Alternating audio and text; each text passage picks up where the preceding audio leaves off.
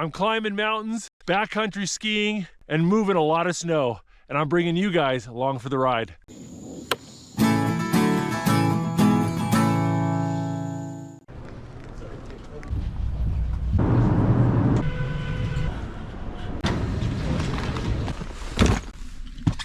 Welcome to Juneau, Alaska. Let's go find some place to eat.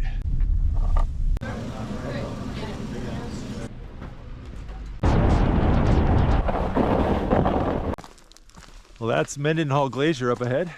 Go for a little walk, check it out. Juneau is a very wet place. It sits in the heart of an enormous temperate rainforest. It rains on average 230 days out of the year here in Juneau. And if you go up into the mountains, that rain turns into snow.